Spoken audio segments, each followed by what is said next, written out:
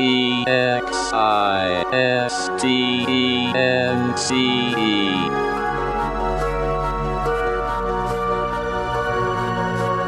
world filled with conflict, in a universe comprised of differences, there's one thing that absolutely everything shares in common. We all exist. Including two guys named Jack and Michael, who like to chat about that very thing over a good cup of coffee. Let's pay them a visit, shall we? Existence Brewing.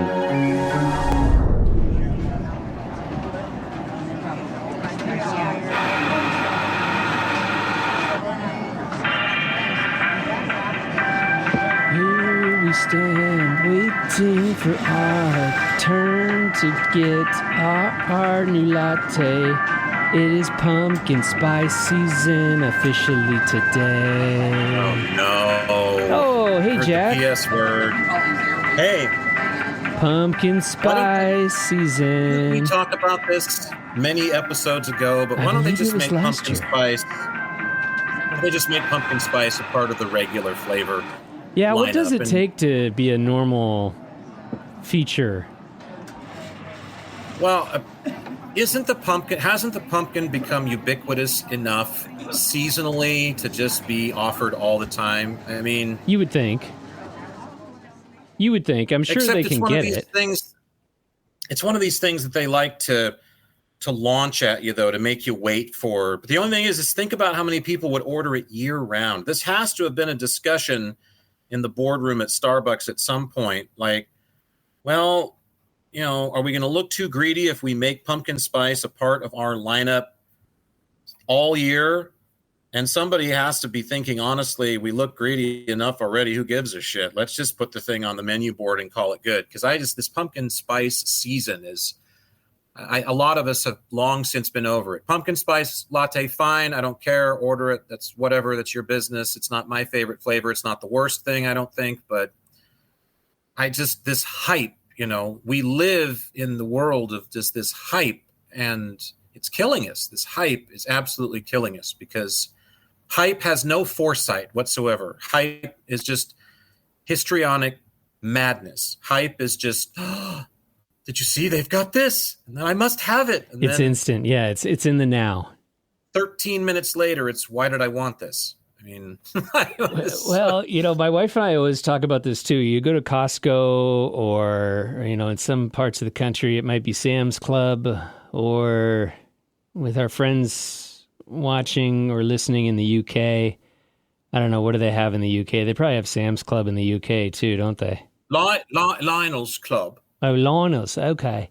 Lionel's Club. Yes. I would imagine you go down to Lionel's Club and there's probably, I would say, like around Labor Day weekend-ish, there's, they probably start transitioning into Halloween and Christmas, and that was the thing, is the department stores are always at least 2 seasons ahead.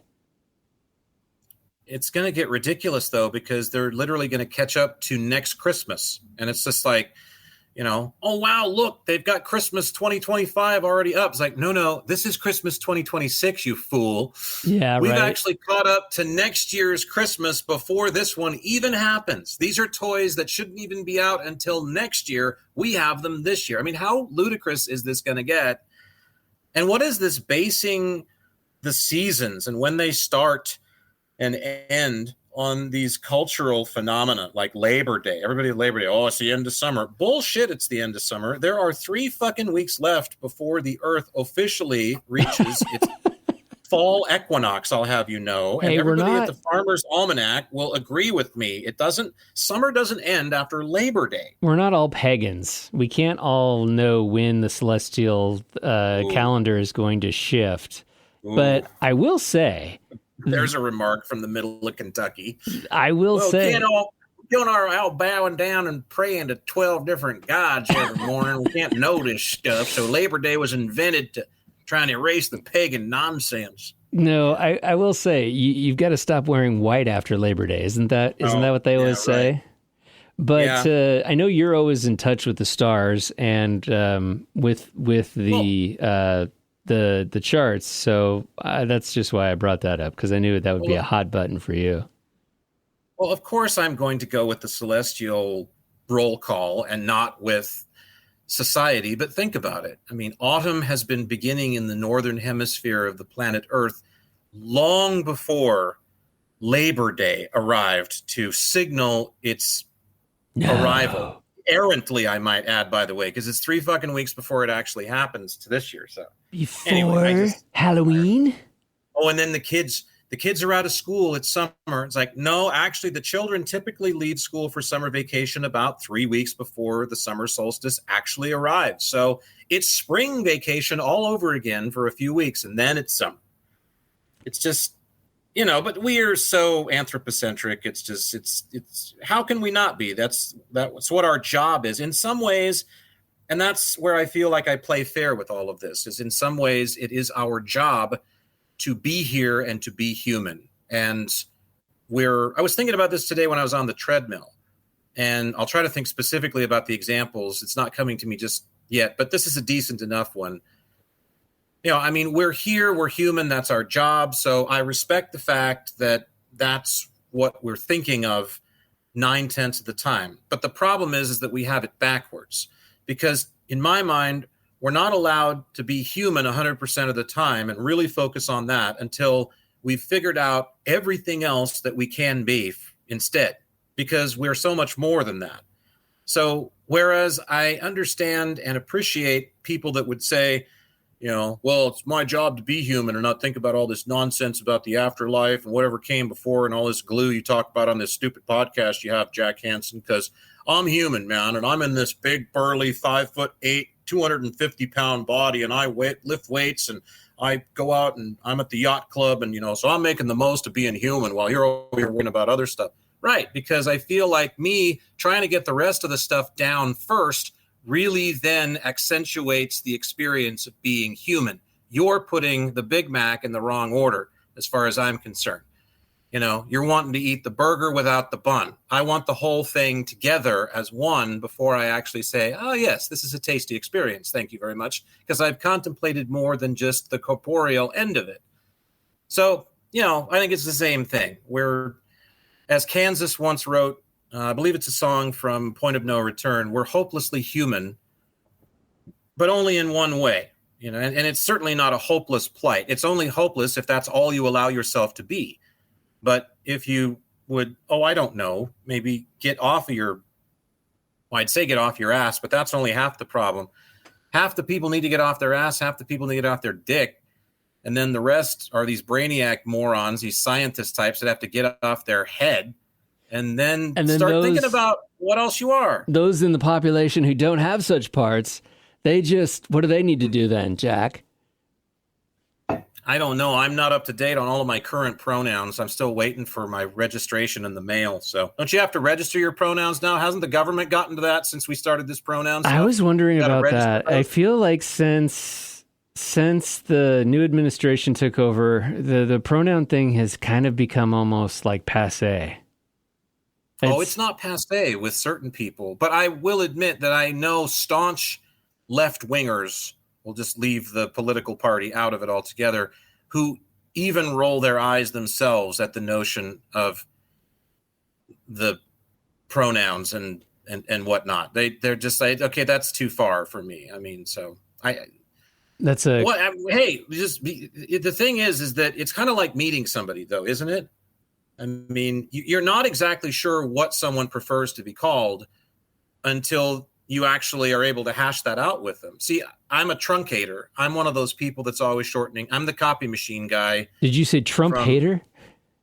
No, I didn't say that. But I said I'm the truncator, the truncating of a full word. So if you're Bartholomew, I'm going to be like, hey, Bart, or probably more like Bartimaeus, say, or some variation of that. But I've had a few people I've met, like I knew a Matthew. And he used to do the television show that I did here locally with me. He was my movie review guy. And the very first show he was on, I was just like, so Matt. And he was like, I prefer Matthew. And this happened live on camera. And I was like, all right, fine. And he was Matthew for the rest of the time I knew him and always has been. I'll respect that. But how am I supposed to know until you let me know? Until I take the liberty of, I think I'm going to shorten this guy's name to show that we're pals. And he's just like, no, I'm not. I'm going to shut you down, Jack. What you're saying, Jack, is that we need to establish what our pronouns are in order for us to continue doing the podcast. Is that what you're saying?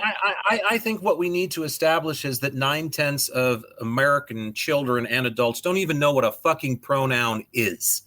And that's the honest to God truth right there in a walnut shell waiting on the tree to be plucked off for Christmas time. People don't even know what pronouns are. They're not that smart, okay? People are not smart. They're not intelligent, and it's because they don't have to be. We've placed them in a position where they don't need to know anything. This is my ex-brother-in-law all over again. I've told this tale, haven't I? Yeah. Don't know nothing, don't need to know nothing, don't want to know. Well, nothing. you have. You've That's his mantra. Yeah. You know what I think? I think the pronoun thing, it goes back to this desire that some people have in our society to distinguish themselves apart from others. And I think that this happens to sometimes fall in sometimes circles of, it's not just enough for someone to, emphasize the 3 letters after their name, like doctor or Esquire. Which is rare and typically like unwarranted, but Esquire. But now we take it a step further and we have to identify ourselves by some other form. And it's supposed to distinguish ourselves apart from others. And I think that that's what it ultimately comes down to, is that I need to separate myself from you and distinguish myself as an individual. When the cold and brutal reality that sits all around that notion is that no one fucking cares. You got it. And I'll lay that out right now on the whole. I won't use any of the terms that are bandied about just because, we don't want to purposefully offend anybody, but I'll just put it this way. The whole debate about who I like to stick my dinghy in, because let's face it, that's all that it's about at the end of the day. I like to stick my dinghy in A, not the letter B. I prefer letter B, and thank you very much, instead of A. Okay, right. Here's the bottom line, though, folks. We do have the A's that are saying, yep, everybody cares where we're sticking our dinghy in the A's. That's what everybody's thinking about. And then the B's are all going, oh, everybody cares that we stick our dinghies in B's, and those darn A's are the worst ones and the whole thing, but the whole world cares about this. Most sane people and the radio shows, because I listen to them all the time because I have to, because they're in the background of where I work. So the radio shows that are polarized on both ends of those letters do the same thing. They let you know every day. Separation. Oh, hey, we're letting you know that the true voice of sanity is our way of thinking, the A's, or the true sanity is the B's. No. The true sanity is nobody fucking cares about either of your letters. We're the C's, okay? Or whatever you want to call us. We're literally the elemental PQs. We're the nothings. We don't have a letter. We don't care. We don't care. No, we don't. And we don't. And that's the thing. So stop pretending like the world does already and just live your life. You're gonna find do it. Just do it. Plenty of people in this experience are going to identify with you. They're going to wear the same merit badge. They're going to wear the same colors. They're going to do their hair the same. They're going to feel the same. They're going to like the same movies. You're going to find friends in this. You don't need the whole world 100%. On your side. 100%. And this is the funny thing about trying to distinguish yourself from others. And by distinguishing yourself from others, by doing whatever it is that you're doing next to your identity, you are then also setting yourself up to be opposed to others, ultimately, right? So you've got this basic human need to try and distinguish yourself from others, because then you also want to separate the views that you have. Now, of course, you're also looking for like-minded individuals, but you're also then trying to then find yourself opposing other people. And like you just said, guess what, guys? We respect your decision to express yourself, but at the end of the day, we really don't care. People don't care. I mean, that's really the harsh don't care. reality. I don't care. I want you to have a fun. There's no reason for me to wish you ill will. No. I don't know you, Exactly. but the right thing for me to do as a citizen of the universe with a decent heart in his chest and a soul that would like to be progressive as much as it can be is to wish you well. And I do. I absolutely wish you well, sticking your binky in B or A or both or whatever you prefer. That's fine. But at the end of the day, I don't personally care about it. I don't care about it. I don't think about it. And I think that's the part that A and B both can't stand. When if you have an instrument that reflects many facets of life, you can enjoy the prismatic rainbow that it truly fucking makes. But instead, you're blinded by one little side of it that you won't stop staring at. Literally, the turbines of your life, I guess I should. Yeah, I was going to say the turbines. Well, maybe in one way the turbine unraveled and the turbines spin. It was just like, seriously, the electromagnetics of your life are all being charged either negatively or positively by what the rest of the world is doing to you right now. And it's all perception. It's not even real. How do you exist every day like that? It's got to be insane for you. You've got to be so tortured.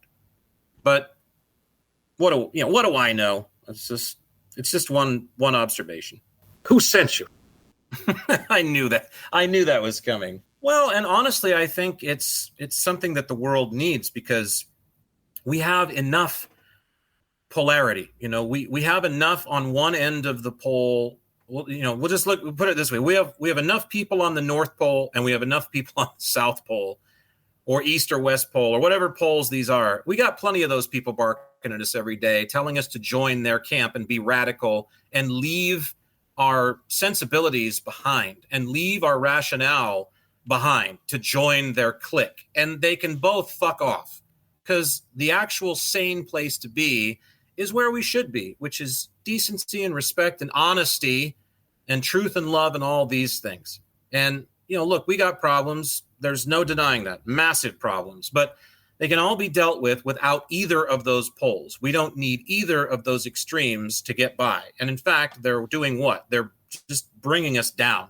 They're causing a greater division between each other and the world every day. And that's the design. The design by those who are in power, in my opinion, are to divide and conquer, because that's the old line, right? First you divide, then you conquer. Much easier to do. So that's what we're seeing. We were talking about that off mic the other day about coming up with our own existence Bill of Rights, like our own constitutional beliefs. And, I think that that's something that maybe we should go down a little bit of a path on. Because I think, we always have people who are joining the podcast for the first time. And this reminds me so much of an episode way back when. I don't even know what episode it was, but, it was probably 30 episodes ago. And we were talking about how the design of politics in and of itself, this idea of people needing to be governed and being, positioned into this group or that group, and you're either with us or against us. How much of a distraction that is from the reality of everyday life, which is that, hey, we are all on this world together, whether we like it or not. Yeah, I ran across something just today. It's interesting that you should bring this up. This is a sure marker of serendipity and synchronicity, and it proves that, in my mind, we're exactly where we're supposed to be at this moment.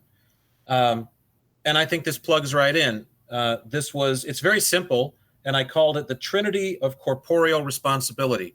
So again, we know that we have an extremely intelligent audience out there, but just for those that are maybe shrugging a little bit at corporeal, that's essentially the state of being human. If you're in a corporeal reality, then you're in a human reality, a human premised reality, one that is experienced from the human perspective. So there you go. Hence the Trinity of Corporeal Responsibility. And those responsibilities are only threefold, and they are very simple. And the first one is yourself. Take care of you. The second one is others. Take care of others.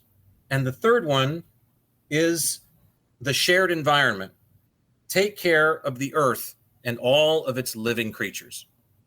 Boom. Man, you just nailed it right there. I rest my case. The Trinity of Corporeal Responsibility. It's that simple. You're here, and the number one thing you have governance over is yourself. So you are entirely responsible at the end of the day for taking care of you. But in a world with 8 billion others, they are there to pick you up if you might fail or fall behind in that task. Hopefully not too much, because again, we don't want to get lazy or sloth and say, everybody else can do it for me. No, it's your responsibility to eat right and stay healthy and keep your brain going and, all these things that are good for us. Take care of yourself and then take care of other people. And then obviously, if you don't take care of your biosphere or you don't take care of the planet and the creatures that are here, it's going to fail you, because that's literally, you need that in order to survive. So that was it. That's the simple Trinity of Corporeal Responsibility. We'll bring that up again. I'll laminate a card for you for the wallet side. This message has been brought to you by Jack Hansen. Yeah, I was going to say, what's with the bad political it sounded like something that would be behind, Dan Wilcox stands for freedom. And by standing for freedom, we mean standing and taking a leak all over it in the town square, which he was not guilty of 3 years ago when he ran for mayor. Now Dan is back to give it another shot, because he's full of shit, and this time he's bending over. Jack Hansen approves this message. No, you're right. The Bill of Rights, the Existence Bill of Rights, and in no particular order, so far we have identified 3 areas of importance, and that's why I was playing the patriotic music. Is we don't care if you stick your dinghy in hole A or B. Number 2 is political leaders are there to divide us. And that was number 2. And number 3 is things of corporeal responsibility. Take care of yourself, take care of others, and the environment.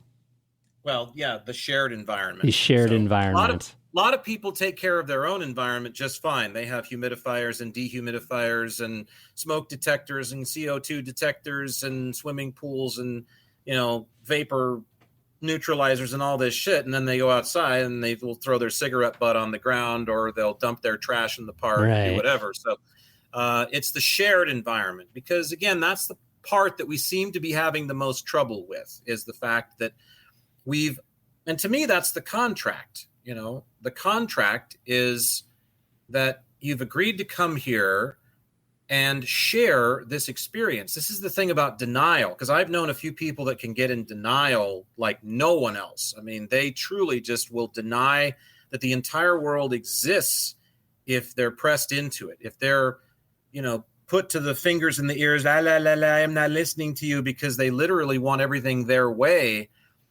Denial is a strange animal, and it's a powerful one. And that's what the corner that it forces you into.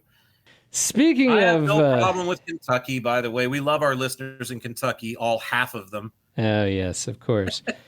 Well, I was at the store the other day buying a new office chair. And have you ever had that process? I was at the store. Hold on a second. That was a moment in time for me. Yeah, I couldn't find a good transition. The other day, buying an office chair. Wow, yeah, that's a tough transition point. So just come out and say it. That's almost like when you invite your wife to dinner and you haven't done it in 12 years, and she knows that, and she's expecting like, oh God, just tell me about the affair. What's her name? Just get it over with. And you say, I had to shop for a new office chair the other day. Boom. Well, I was going to say, for a transition, I was going to say, so speaking of holes.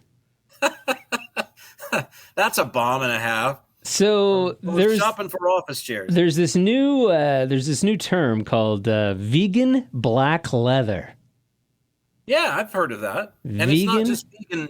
it's not just vegan black leather, it's vegan leather. Well, yeah, Like, vegan leather. So like vegan Yeah. black leather was what was being it was being advertised on this office chair as one of its features was vegan black leather.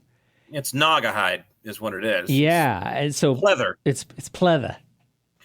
Pleather. Yeah. Pleather. So it's a animal-free alternative to mimic the appearance and feel of black leather or leather.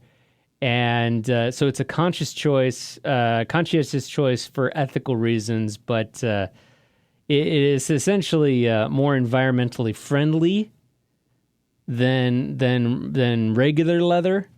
And the only thing that I really couldn't quite wrap my head around was how soft it is. And so then, of course, immediately I think to myself, okay, it's probably not as strong as regular leather, which I think then could be one of the downsides to vegan black leather as opposed to real leather. It's possible this product is made with recycled materials. It is, yeah. Okay. And it's kind of like a plant-based. Yeah, because there are also those non-leather goods that are advertised as vegan that are actually just made with petrochemicals. They are PVC, basically. And I have, for as much as I love the animals, you know me, but I'm the classic, enlightened hypocrite. I love the animals and I would never kill them myself, but I'm just fine with the folks at the chicken plant doing it or at the bison factory. They can do it and then I'll eat them and wear their skins. And so, yes, I'm working on that, but I have quite a collection of leather jackets. I have a number of them, and a lot of them are actually sheep. There is at least one in there, I think, that's goat. I have a pig leather jacket, actually, and I have several that are just regular old cow leather. But I have one PVC leather jacket. Yeah. So therefore, it's not leather. It would be pleather or just, fake leather. It's not vegan in this sense. And I love it to death because it's this pastel, multicolored pastel. It's so Jack Hansen. It's just like something that if you knew me, you'd see me wearing it and go, yep, I figured that was like, there was one guy who was going to buy that jacket. And I figured it would be Jack. That's the guy. The problem with it, I wore it when I was on vacation in Astoria, Oregon. And this was in like late October. So the weather was nice and cool and showery and wet. And it was so hot because unlike real animal skin, it doesn't breathe at all. You just suffocate in that thing. So I would love to join the pleather camp when it comes to my goods to help save the little, critters and stuff and maybe make another inroad of my own to being more enlightened. But I suffocate in that fake leather, something terrible. So I'm keeping all my skins for now.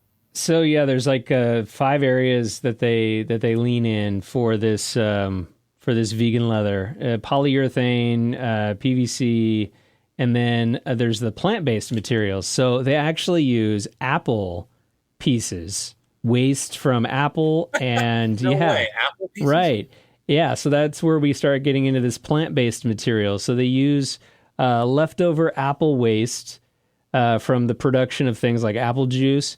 And then they have this thing called Muskin, which is 100% vegetable leather, and it's primarily made of the caps of mushrooms. Mushroom cap leather. Yeah, and then there's pineapple leather, and it's made from the leaves or the waste of pineapples as well. So, yeah, there's more to this than just pleather. Yeah. There's a lot more to this. I never knew most of that, I guess. Wow. Okay. Well, I go through leather jacket phases, though. I'm a leather jacket fiend. And so every so often I'll go through I have phases every year with my buying, unfortunately, my shopping. And sometimes I'm in a sweater phase, and then I have my kicks phase, which is shoes. And then, shirt phase kind of happens all the time, always looking for shirts. And jeans have become a little bit more utilitarian, so they're less important. It's just like whatever's comfortable. But yeah, I have my little leather jacket month or two that I'll go through, and sometimes I'll wind up buying one or maybe even couple. And Yeah, I've made some pretty crazy choices the last few times around. I have a couple pretty colorful jackets that are hanging on the rack now, but you can get anything now. I mean, that's the beautiful thing. It's just, they literally make anything. It's wild. I wanted to touch on one more thing before we get out of the office chair world, and that is, I was shocked to know that Shaquille O'Neal is doing pretty good. A fucking shill, by the way. He's doing. Shaquille O'Neal. Literally, the man will literally do an ad for anything. Literally, I mean, I have seen him advertise everything from cheap, like car insurance or high car insurance that DUI drivers only, please, because the general, to the Home Depot, to fuck, that guy will advertise anything. So anyway, what else about Shaq? So Shaq has his own line of office chairs now. Of course he does. Yeah, and they do kind of resemble a sneaker. Because when I think about office chairs, which is frequently, by the way, obviously he comes to mind. I mean, who else comes to mind but a 7'8" basketball player who wears a size 25 shoe like Ronald McDonald in an office chair? Is the office chair literally him? Is that what it is? Yeah, he's taking care of business. Okay. Yeah, no, he has. He's successfully launched his own line of office chairs, and I will say they're very comfortable. But yeah, they have a very, that fabric that they put as kind of like an accent piece on tennis shoes or basketball shoes. It's kind of like it's not the primary surface, but it's more of like an accent surface. Sure, they have these multi-surface. Yeah, it's like has a little bit of a texture to it. Some. Yeah, I own several pair that have that. There's a little bit of a texture to it. Yeah, no, like, is that on the chair? Oh, absolutely. The chairs, okay. The chairs remind me of kind of remember those Reeboks pumps. Yes, I do. Where you would like were they? I thought they were Nikes. Maybe they were Nikes. I can't remember. Nikes had the pump, and it was total gimmick. Yeah, it pump them up. Yeah, you'd pump it up, and it would just like get a little tighter around your ankles, and you'd think, the shoes Napoleon Bonaparte always wanted, but didn't live to see invented, the pump, so he could make him like a half an inch taller, a quarter inch taller. Right. Yeah. They kind of gel to your feet, so they make you feel like you're one with the shoe. You can be that much closer to being Wesley Snipes and White Men Can't. Absolutely. If you pump yeah, sure, I know. So yeah, no, they kind of have a sneaker accent to them, but not knocking the Shaq, not knocking the Shaq office supplies. But I was thinking to myself, what is there an area that doesn't have a spokesman? I'm sure there's a lot of them, but and unsurprisingly, Shaquille O'Neal's the first to step forward to fucking do it. I mean, he is the biggest shill in the world. That man will advertise anything if you wave enough money at him. I'm sorry, I have no offense to Shaquille O'Neal, but I don't like gentlemen or ladies who do a lot of advertising. It reeks of avarice, if you ask me. There's no way that you truly want to represent all that stuff. The general car insurance, are you fucking kidding me? That's got to be some of the lowest form of insurance in existence. And I'm fighting over a windshield with my insurance company, which is one of the biggies right now out there, because I cracked my windshield a month ago, and I'm still fighting with them to get an OEM windshield, which they said they would give me. And now they're backtracking on trying to backpedal. I can't even imagine the general. But of course, Shaquille, oh yeah, absolutely. Write the check first, though. It's transparent as hell. I'm sorry. It's just how's that going for you too? By the way, do you want to divulge that process? The whole dealing with insurance company to get them to repair insurance companies. That's the process. Just like I've been saying my whole life. And here's the thing. This is the first claim for an auto claim, at least. Now, I filed a home claim for roof damage from a windstorm before, so I have gone through that. But this is the first automotive claim that I have ever filed in my life. I've been driving since I was 16, like most, reasonably normal kids in Western society. I'm 52. So I've been paying for insurance for 35 years. 35 years, never filed a claim. I crack a simple windshield, call them up, and all I do is make a simple request. I want the same windshield that's in my car now, because I've gotten an aftermarket windshield that I paid for out of pocket before in my old car, and I didn't like it. It didn't have the stuff around the edges, the black stuff, the futuristic looking thing, and it wasn't blacked out on the bottom. I didn't like the lighting of it, the whole thing. And the handshake that you make with the insurance company in general, I know there's 47,000 pages that you have to read or should before you sign it. And by the way, I've read insurance policies before. I was bored one day and I read my entire homeowner's policy from front to back. Oh, you need to do that sometime just to educate yourself about all of the things they don't cover, because it's spelled out for you right there. I mean, and there's a lot of calamities that they flat out just say, nope, not happening. So anyway, without going into the story about cracking my windshield, I mean, I cracked the windshield. This is the first claim I've ever had for anything car insurance related. Call up the place to make the claim. And the woman on the other end of the phone, I said, I want an OEM windshield. And she said, oh, absolutely, sir. Anything you want, we'll get you an OEM windshield. And I said, oh, great. All right. Well, this is easier than I thought. Right. So then a week later, the glass place that I've chosen calls me and says, hey, we haven't gotten the referral from your insurance company yet. Do you happen to know what's up? And I said, no, I'll call them and find out. So I call them and get this bizarre. Their representatives are just bizarre. I mean, like, I don't even know what to say about this guy. Anyway, moving on to the fact that I got the most bizarro agent that I could, or representative on the other end of the stick. And he's probably sitting at his home, somewhere in like Vermont or something, who knows where this guy is. Kentucky. We're going there today. Oh, let's say Florida. Let's say he's in Hazard, Kentucky, or Viper, Kentucky. There's a couple of my favorite towns in Kentucky. Hello. Rabbit Hash. He's in Rabbit Hash, Kentucky, answering my phone call. So he says, oh, I'm sorry. We'll get that right over to them. So they did. They got it right over to him. I called the glass place back and asked her. I said, so they get it to you? She said, yeah, here it is. I said, is it for an OEM windshield? And she said, let me look. No, it's for an aftermarket. And I said, just as I thought. And she said, yes. And I specifically remember you because I remember talking with the original rep you talked with, because she talked with me when she set up the referral that we never got, and specifically said you would be getting an OEM windshield. And now, just a little oversight. We made you wait a week to see if you not wanted just anymore. Trying to wear you down. I caught him. I fucking caught him because I knew I couldn't trust the bastards. And so I caught him, and they sent the referral. And so the lady at the glass company said, okay, this shouldn't be a problem. I'll go ahead and just change it because I can do that on my end. So I'll change it to OEM, which is what you requested initially.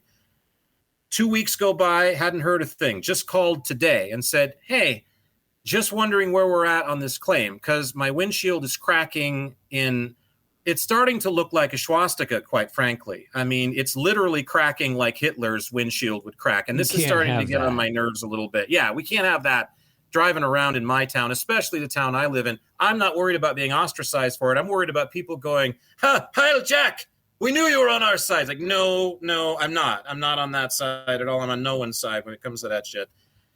So it's cracking, and it's starting to encroach on the driver's side, and it's really bad on the passenger side. And it's been a month since I filed my claim, and I need to get the windshield fixed because that's what I pay for insurance for. So she says, well, let me check on it. And I'm thinking it's still on order, and it's just not come in off the boat or whatever. Oh, no, they haven't approved it yet. They got the referral, but the insurance company, they approved the stuff that goes around the windshield within 24 hours, like the moldings and stuff. The glass, still waiting for approval. So they got to run that back up the flagpole.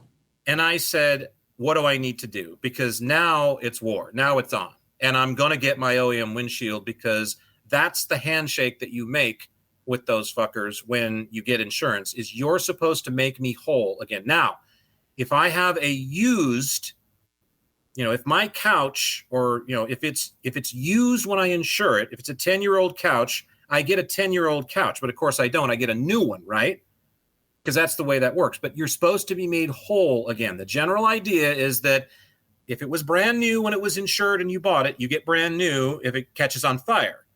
But if it's already old and weathered, you get old and weathered. We only pay you for what the user is. Okay, so that's only fair. I'll play fair. This is essentially a new vehicle. And this is an OEM windshield, the factory windshield. And I want a new windshield that's the factory windshield because I don't want an aftermarket one because, quite frankly, they suck. I like all of the embellishments that my windshield has, and I want that one. And I'm going to get that one come hell or high water. So now she has to send in. The woman at the glass place was very candid with me, too. She said, this is basically always what happens when a claims customer actually expressly wants an OEM product. They pull this shit, and they're pulling it with you. And so now she's emailed them because she called my agent even to say, hey, what can we do? And she said, I don't want anything to do with this. So just email them. So now there's an email saying, look, and I'm not going to say what else is happening behind the scenes to try to give this a nudge, but I appreciate it very much on behalf of the glass company. I will, however, at this juncture say that the insurance company, although they won't be named by name on this forum, is represented by something that keeps rain off of your head as an icon. Is that saying enough to say who this is? I don't have a lot of influence right now. I know over too many listeners, we don't have that many. But I'm telling you right now, if I do, maybe you should think about going somewhere else if you have that company that has that icon, that has that thing that keeps the rain off of you. Because you don't want to open it indoors either. It's raining fucking glass on me right now, and they're fucking dicking me around, and I'm pissed. Yeah. And I'm going to get my OEM windshield one way or another. And they're also getting dumped. So let me get this straight. So you are driving around this vehicle whilst this is cracked. And say, for instance, you get hit, or let's say something hits your windshield. This really is kind of a dangerous situation, isn't it? I was just explaining to the woman at the glass place today, hey, I didn't take any pictures of this. No one really knows. They're all just assuming it's just it's this little chip and he just wants a new windshield out of it. No, it's a significant fracture in the window. Yeah. The window hasn't caved in or anything like that. But I mean, it's becoming a liability as far as visibility is concerned. It's, like I said, starting to encroach on my side, the driver's side, and I need to see clearly. And I'm going to take the car 2 states over this weekend. And you're going on 4 or 5 weeks now? Yeah, we're a month into this claim. Yeah. And I still don't have my windshield ordered because they're fucking around just so they don't have to pay for a more expensive product, which is what I'm due, because the windshield that broke is a brand of car that I drive windshield. It's not an aftermarket, just which is what they want to pay for, which I would probably have by now if I would have signed off on it, which I'm absolutely not going to do. But the very first woman that I spoke with, when I mentioned OEM, she lit right up. Oh, of course, sir. You can have an OEM windshield. That's no problem. Oh, and of course, stupid me, or I'm sitting there. Oh, great. Maybe this will be easier than I thought. But the real me, of course, knows better, sitting underneath. We'll see how this goes. And here we are a month later, and I don't have a windshield yet. So here's something that I want to add to this conversation, because I dealt with a similar instance when I had a home remodel, and it wasn't involving an insurance company, but it was involving a big box store and an appliance that we bought from said big box store. And we had started this process of remodeling our kitchen. And so then, you go through the gutting and the demo phase, and then you finally get into the phase where you're going to start putting these appliances into the orifices, speaking of holes, the orifices that that they go into, right? So you've got this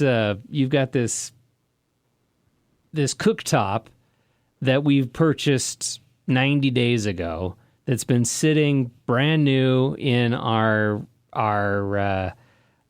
garage that we're now getting ready to plug in and make sure that it works and everything. Well, it was this fancy induction thing, and these induction cooktops require the special pans so that the element itself doesn't get hot, but then the pan actually there's some kind of a science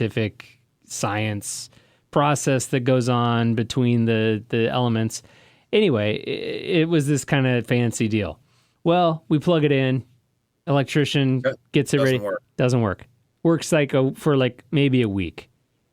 Okay, well, cool. We'll notify the big box store and we'll let them know that this thing quit, and we'll try to get a refund.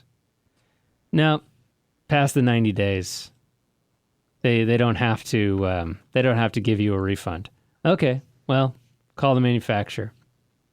Hey, manufacturer, tell them the whole story. Oh, okay, yeah, sure. We'll send a repairman from a state away. He'll be there at this time, this day. Oh, by the way, we're going to send all the parts directly to your house so that he has the parts to make the repair.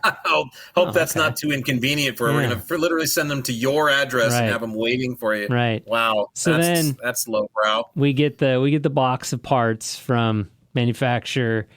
The repairman comes in. This happened 4 times, and the guy couldn't fix it after the 4th try. So I called the manufacturer again. I was on hold for almost an hour. The reason I knew I was on hold for almost an hour is they were about to need to give you a new range. Yes, and I was able to go all the way around the recreational loop trail while the hold music was playing. The recreational loop trail is a trail we have here in our town that takes 9 about miles. An hour to takes about an hour. Circumnavigate. Yeah. So that's how I knew. Still, no resolution. So what did I do? I contacted the state attorney general's office. Oh. I filled out a free online form, gave them the particulars of the situation. A nice man, probably within 2 hours from the state attorney general's office, called me, introduced himself, said, you know what? I think you guys have a case. I'd be happy to help. Okay. So he wrote a little letter to headquarters of the manufacturer. He wrote a little letter to the headquarters of the big box store. And guess what? That does business with the manufacturer. And after probably a month and a half of this back and forth, we got it resolved in less than 2 days. Yeah. And I now have the phone number of big box store executive's office who said, if you ever have a problem with us in the future, I want you to call me. Oh, yeah, right. Okay. Sure. It got resolved. So there's an old saying, of course, that I'm sure everybody's heard, the pen is mightier than the sword. But the thing about that is there's an asterisk next to it because the pen is only as mighty as who wields it. Yes. Much like the sword. Yes. If you write the letter, then it only goes so far. And we got another pissed off customer in the middle of Timbuktu. They can go fuck themselves. We're not giving up a $2,000 range on this one. We just have had too many losses this year, so this guy's going to have to eat it.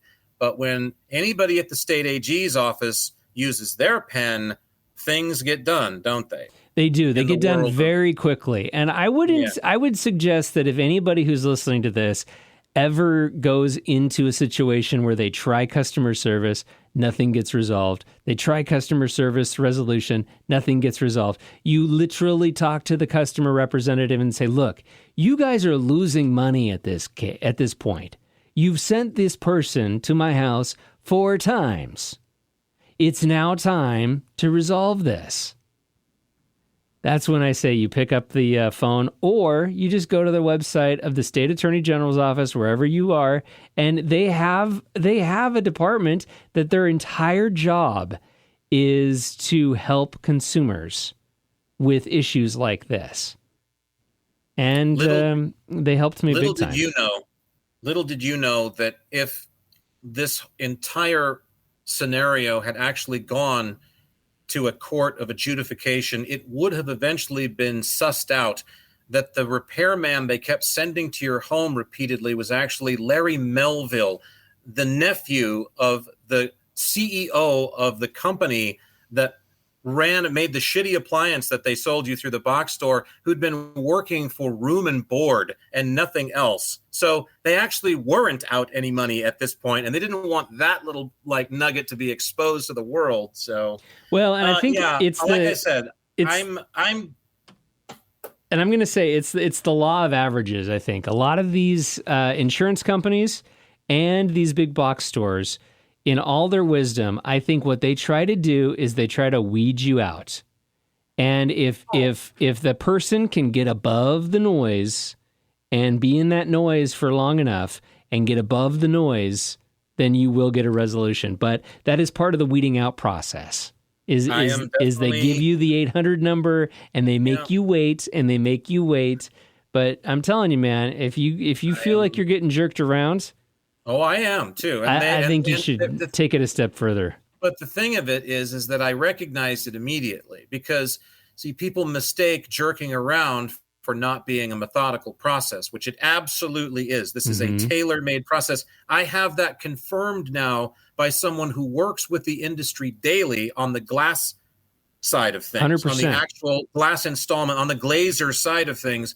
I now actually have someone who said, we see this all the time. Yep. But only when someone specifically requests a more expensive product, which they are absolutely due, by the way, per the terms of their insurance. Yes. There is nothing in there that says, if your windshield breaks, Jack Hansen, then you get an inferior windshield. Nope. I get the one that broke, period.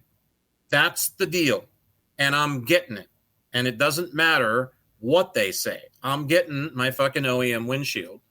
And like I said, this can angle us into the last thing that we probably have time to talk about today, and the last thing I had scheduled to talk about today. I mentioned I don't feel like we have a lot of sway at this point. And we've already talked about influencers on the show in the past, and we don't want said sway anyway. The idea is just to present, I guess, little pieces of our lives and our own individual personalities as a framework around some of the things that we think about. And some of it's just goofy, nostalgic shit, and some of it is deep and highly introspective. And, I mean, if you've listened to the podcast, it's this unusual mishmash of, things that seem like they could be polar opposites, or at least they're pretty far apart in the spectrum. But, this is what we think about. These are the kinds of things that we contemplate regularly on our own time and on each other's time when we share it with each other. So, hence Existence Brewing is born and continues to be a thing.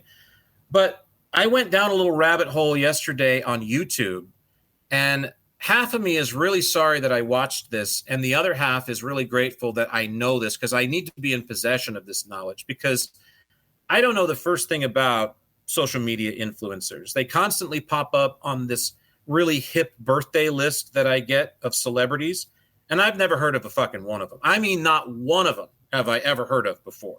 And it's no offense to them. It's just that I'm not in that. I don't kick around in that avenue, I guess. There's a lot of them. Oh, there's tons of them. And I don't know a single one of them because I'm just old and old-fashioned. I'm reliant on traditional television and media sources, I guess, and movies. And, those are people who are well-known. Those are people who are famous. And those are people who, through mostly their art and expression, because they actually do something, keeping up with who, to be famous, to actually earn the right, I guess, to have notoriety on such a large scale. So I watched this thing this guy put together about social media influencers who rose to stardom in said circles and then crashed and burned just as quickly. Except for one. He did cite one example of some country musician. He's in his late teens or early 20s now, but apparently he was captured yodeling in the middle of Walmart in middle America, and somebody filmed it, and then, the next week, the kid's running he's got record deals and, all that. Bitcoin operation. That's the part of all this that was truly scary to me. And I'll use, and I'll preface this by saying I wouldn't even know who or what this was all about if it hadn't been for a woman that I used to work with who was a Gen Zer, was absolutely terminally addicted to social media. And she, of course, talked about it, the moment that it became the biggest thing on the block that day online. And that's the Tuah girl. Do you know about this? No, what's that? Oh, thank God. See, this is why we're friends. I knew you could come through for me because I would absolutely not know about this if it hadn't been for this woman who, like I said, was terminally addicted to social media perpetually. What's one move in bed that makes a man go crazy every time? Oh, you gotta give him that huck to and spit on that thing. You get me? I don't get you. I think you gotta demonstrate. Huck to and spit on it. Spit on it. Next fucking day, blows up. Those guys go home, post it on their thing, and the next thing you know, the Huck to a meme is off to the boiling start that all these things, the meteoric rise is beyond meteoric. It's meteoric of meteoric proportions among a world that's fully meteoric. I mean, it's everywhere. Tens of millions of friggin' memes about Huck to this, Huck to that. Within days, this is the sick part. See, this is where I'm really getting at. Within days, she has full legal representation. She has full representation in the industry of celebrity, of being a celebrity, of what I don't know exactly, but she's got full-on star-studded bag of lawyers, and she's got agents, and I mean, it's on. And within a week, or it was very shortly after that, of course, I don't know if it was a week, it was very quickly, boom, here's the Huck to a Girl podcast. And I forget, she said she wanted to disassociate herself from being the Huck to a Girl because she didn't feel like it was classy enough for her actual image, even though she fucking said this liquored up on the streets of Tennessee or whatever, wherever she was with these guys. So we know she does it, but I want it to be my whole persona. So it was something else. And I don't honestly remember, and I don't care, quite frankly. Again, God love her wherever she is right now.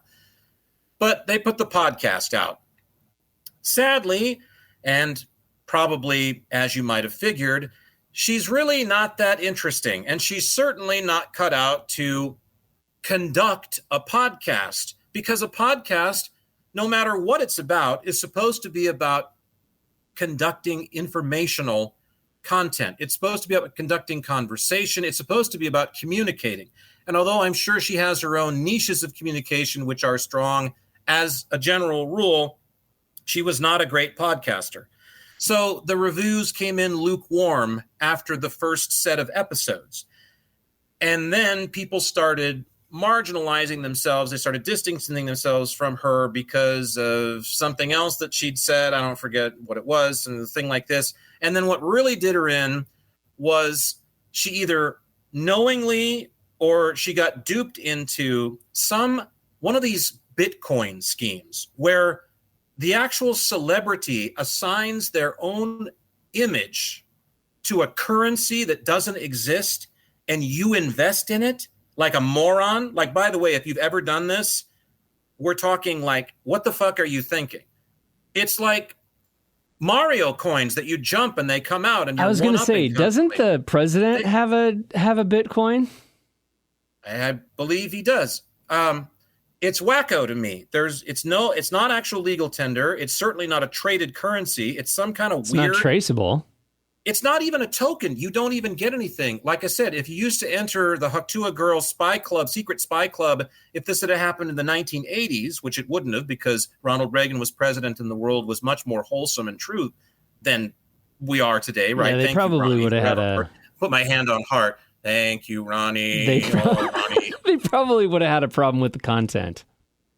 But back in that day, you would actually get something. Even if you sent off your $9.95 or you begged your mom for weeks and you sent in 4 box tops from Pop-Tarts or whatever, and you got just a bunch of paper shit and some plastic ID card, you got 25 cents worth of garbage that said the products, the club name on it, you at least got something. You got something to make you feel whole. It's like, wow, I was really expecting a lot more than this, like the secret decoder ring or maybe like the yak harness or something from the show. I'm not getting that. I'm getting some little membership card and a couple of stickers, but at least you got something. In this case, you get nothing. And we're not talking about tiny investments here either, folks. We're not talking $5 or $10 to send off to the Tuah Girl Secret Spy Club in 1982.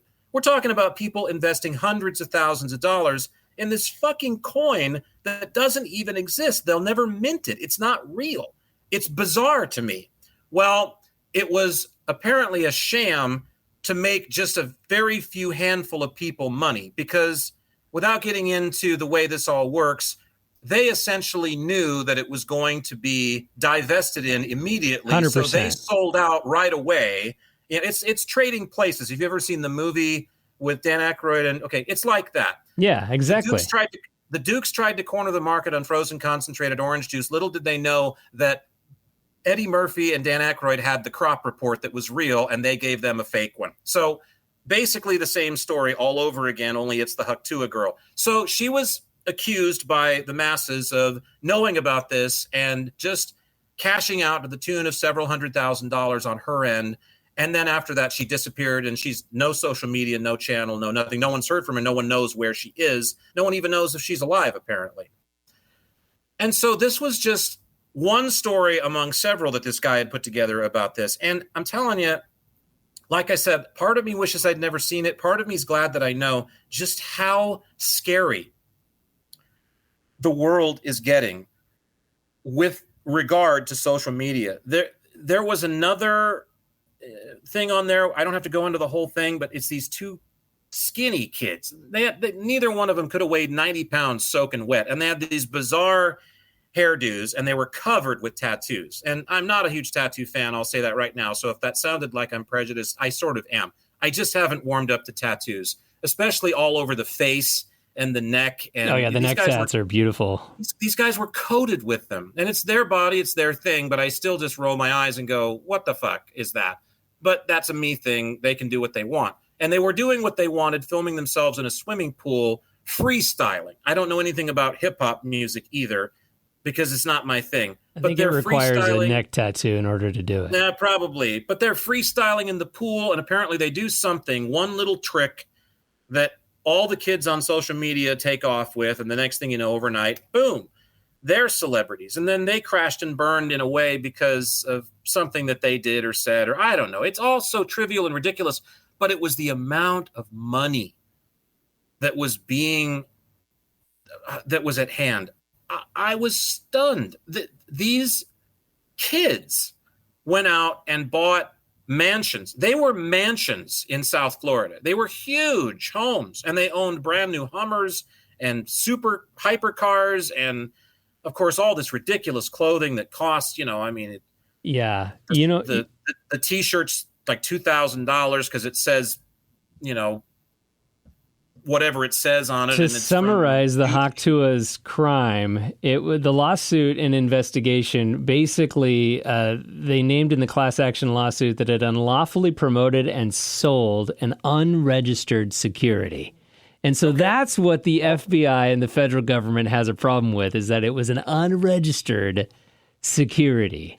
Yeah, you've got to pay to register your security, and they didn't do that, and so therefore that was the problem. i.e., the government wants a cut. Look, again, in the fairness of Existence Brewing and in the fairness of Jack Hansen and the enlightened hypocrite character that he created and feels like he most certainly is, I wish these people all the best with their endeavors. I have nothing against people openly talking about spitting on dicks in private or even in public for that matter. It's probably time we went Roman again. Why not? We're completely down the drain anyway.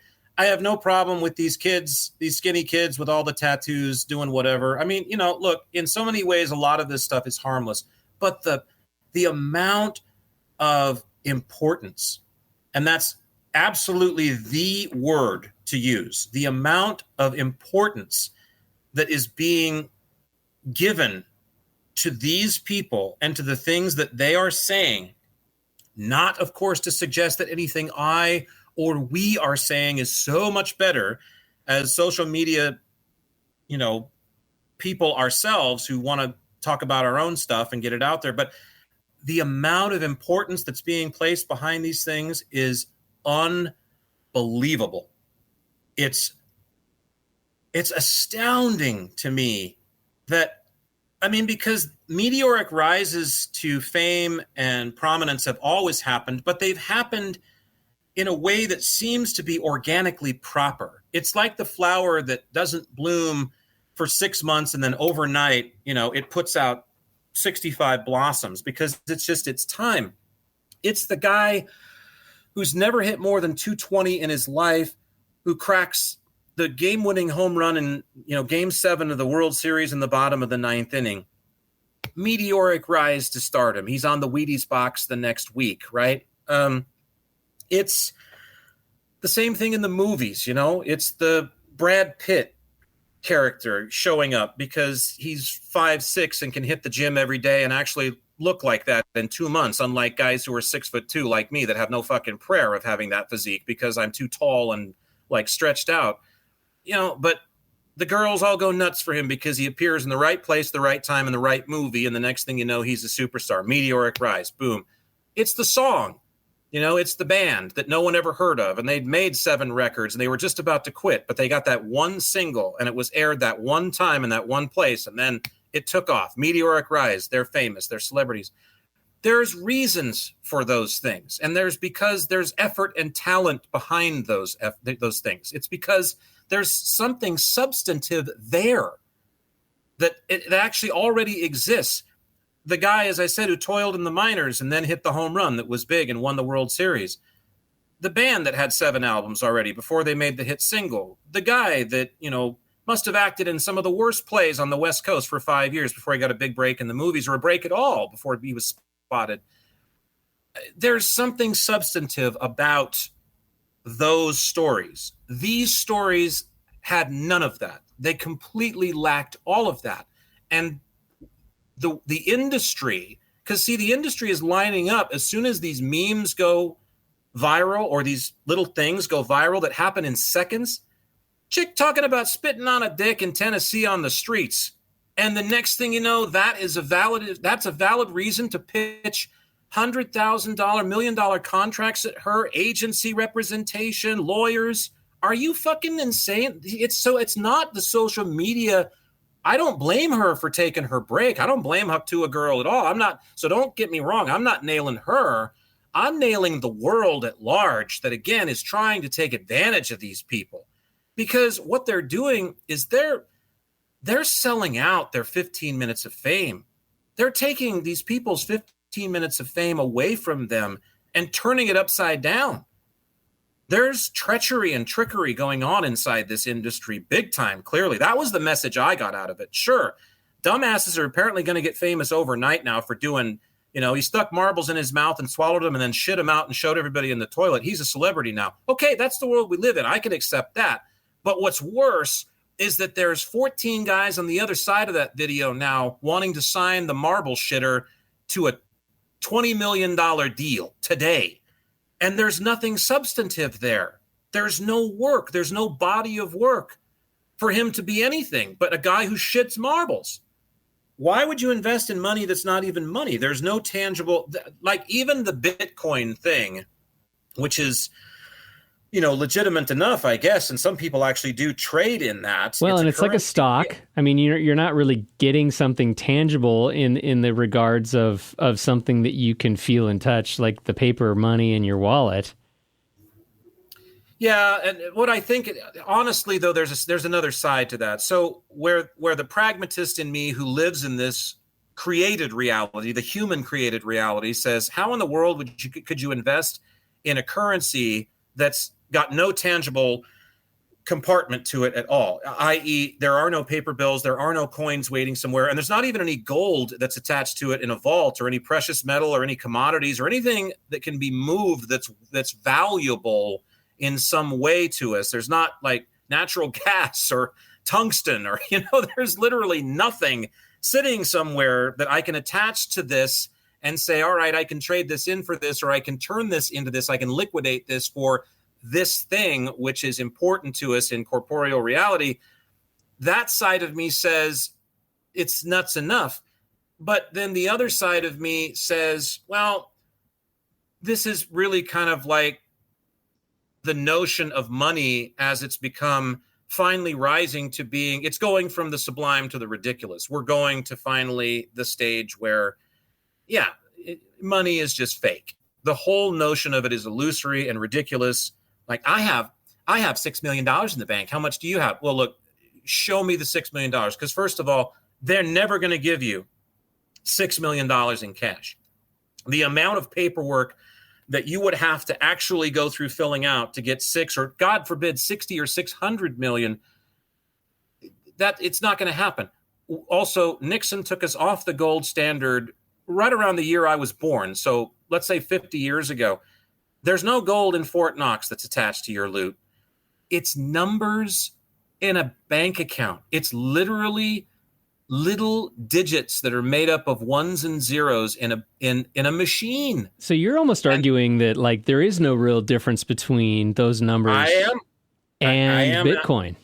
I am absolutely saying that. I'm not arguing it. I'm flat out saying that that's the upside of Bitcoin for Jack Hansen, the enlightened hypocrite, yours truly, is it shows you we've gone from the sublime to the ridiculous about the notion of money, the notion of one's net worth. Okay, houses and cars are tangible objects. You can live in a house, you can put a fridge in there and put food in it, you can lounge on the couch, you can plug a TV in, and hell, you could even write the world's greatest novel underneath the roof of that house. There are things you can do with and inside of within the confines of a domicile, of a dwelling that's tangible. The car, you can drive around town, you can shine the wheels, you can show it, you can fix it up, you can pop the hood, you can put blowers on it, you can put spinners on it. You can do all kinds. You can paint it 10 different colors if you want to. It's a tangible object. But all that money that keeps it there in the driveway and that keeps the mortgage payment and especially the insurance company and the taxes paid, which is the reason why it's going to go if those zeros ever disappear from behind your numbers in your bank account, none of that's real. It all is just a number in an account. So who's to say, the story about the mighty pulse, there was a show with Jessica Alba on TV years ago. My ex-wife liked it. I don't remember what it was called, but the premise of it was that it was a dystopian future. It was a post-apocalyptic dystopian future reality. And we got this way because a pulse weapon was launched by somebody somewhere, and it literally wiped out every computer on the planet. Like an EMP. And there was no safety. There was no, it's okay, it's on the cloud. No, the cloud is fucking gone too. Everything was wiped out. And that's what I'm saying is when you really think about your net worth, which is so important that it's behind everything we've talked about this too. I can search for any celebrity and the very first search that's going to come up on Google is net worth because everybody wants to know what somebody's worth. Without getting into, all of the stuff like the flighty stuff that we did the last time, the spiritual stuff about a person's net worth is more vast than any zeros that might be attached to their bank account. That's all they are. They're just computer-generated numbers on a screen somewhere sitting there for you to see. That's it. Doesn't that scare you a little bit? But doesn't it also liberate you a little bit from the whole notion of having a net worth outside of the worth of your actual existence here? Your actual reality in whatever way that we might perceive it or others might perceive it. You being able to say that I'm here, baby, and others being able to see you or perceive you even and say, yeah, he's here. That's a lot more powerful of a net worth than your net worth in the bank. Speaking of holes. You're talking about some damn shark's mother? Now, wait a minute. What are you trying to say about our buddy? Oh, you're talking about the shark's mouth. Speaking of holes. It's bad enough to get all this publicity, this, online, this parasocial publicity, but then it's entirely another when all of a sudden somebody is offering you millions of dollars and representation. Like, here I am, quit your job today. You're going to be a podcaster. You're a celebrity now. You're a podcaster. Right. We're going to give you $250,000 startup. Yeah. So that should cover you. Free money. Quit your job. Yeah. Yeah. I mean, and the next thing you know, like this Tuah girl found out, as Yoda would say, a podcaster you are not. Give him that huck Tuah and spit on that thing. You get me? And yeah, I mean, because she sucked, and everybody said so. And it's no offense to her. She wasn't meant to be a podcaster. She spits on dicks. That's what she's meant to do. No pun intended. A podcaster you are not. A dick sucker you are. Don't spit. Tickles.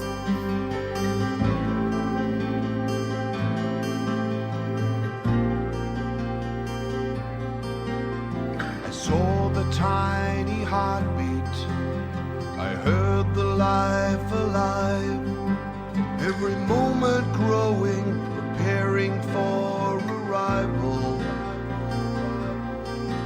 I've got a financial instrument for you. What's that? I think we should start investing in corn nuts as a currency. I'd rather invest in corn nuts than the Tuah girl coin. Sorry. And then at least, you know, if you have a bad day, you could just eat a few. At least there's a practical purpose. They've got to be the Cool Ranch ones, though. Ooh, I'll take plain. No, none of that weird stuff on mine. I don't like the plain ones. And by the way, is it corn or is it a nut? We still don't know. Speaking of holes. All right, so what are we listening to? This is an edit version of a little song from a band called Unitopia. I thought you'd like it. You like progressive rock, so from that vein. I dig it. Well, Jack Hansen, until we meet again, may the wind be at your back and the memes be out of your portfolio. All right, Michael Elliott, don't spend much of that Tuah girl money.